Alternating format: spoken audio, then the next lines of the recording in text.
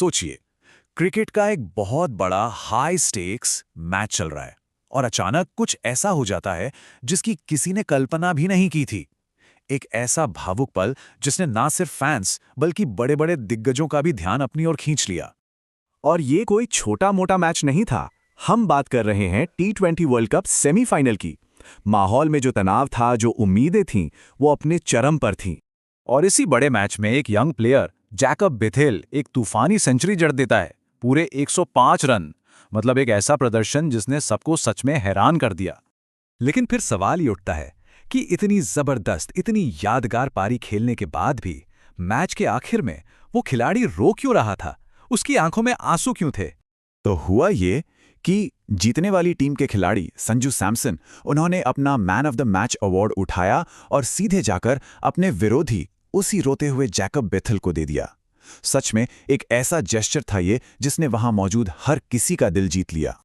अब देखिए, पहली नजर में इसे सिर्फ खेल भावना या स्पोर्ट्समैनशिप कहा जा सकता है। बिल्कुल सही है, लेकिन क्रिकेट के जो बड़े-बड़े लेजेंड्स हैं ना, उन्होंने इसे सिर्फ एक घटना नहीं बल्कि कुछ बहुत गहरा, कुछ बहुत बड़ा माना। और बस इसी एक जेस्चर के बाद समझ लीजिए कि क्रिकेट की दुनिया में एक लहर सी आ गई। जो सबसे बड़े, सबसे सम्मानित नाम हैं, उनकी तरफ से रिएक्शंस आने लगे। तारीफों का एक ऐसा सिलसिला शुरू हुआ जो रुकने का नाम ही नहीं ले रहा था। सबसे पहले बात करते हैं कुमार संगाकारा की।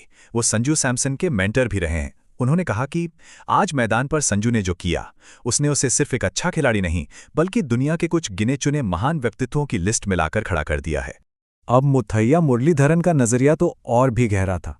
उनका कहना था कि संजू ने अपना अवार्ड देकर सिर्फ उस लड़के को दिलासा नहीं दिया, बल्कि उसकी उस सेंचुरी वाली मेहनत को हमेशा हमेशा के लिए अमर कर दिया।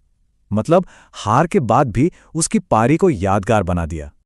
और फिर महिला जयवर्धने ने तो बात ही खत्म कर दी। उन्होंने कहा, मेरा यकीन मानिए, ये जो हुआ ना, ये उस युवा खिलाड़ी जैकब बेथेल के पूरे करियर की अब तक की सबसे बड़ी जीत साबित होगी। मतलब साफ था, ये जेस्चर किसी भी ट्रॉफी से कहीं ज्यादा कीमती था। लेकिन बात यहीं खत्म नहीं हुई। श्रीलंका के इन दिग्गजों के लिए ये कोई एक अकेली घटना नहीं थी। नहीं, उन्होंने इसमें एक बड़ा पैटर्न, एक बड़ी सोच देखी। उन्होंने इशारा किया उसी मैच में हुए एक और पल की तरफ, एक ऐसा पल जिसने उनकी सोच को और भी पक्का कर दिया।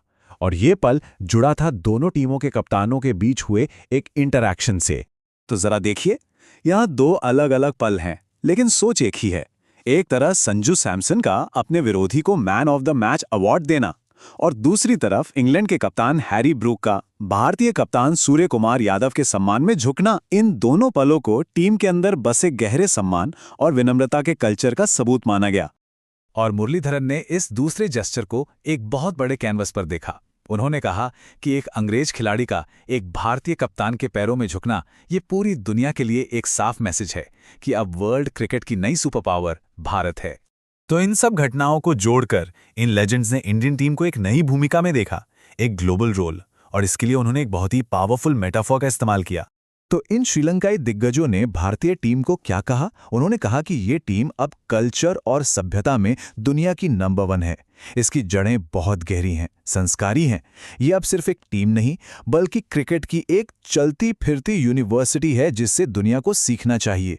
एक ऐसी टीम जो जीत हार से परे नए एथिकल स्टैंडर्ड सेट कर रही है। और सनत जयसूर्या के शब्दों में कहें तो टीम इंडिया अब सिर्फ 11 खिलाड़ियों की टीम नहीं रही, वो क्रिकेट की एक चलती फिरती यूनिवर्सिटी बन चुकी है जिससे पूरी दुनिया को सीखना चाहिए। मतलब साफ है, ये अब सिर्फ एक टीम नहीं बल्कि एक मिसाल है। और ये बात कितनी अनोखी है।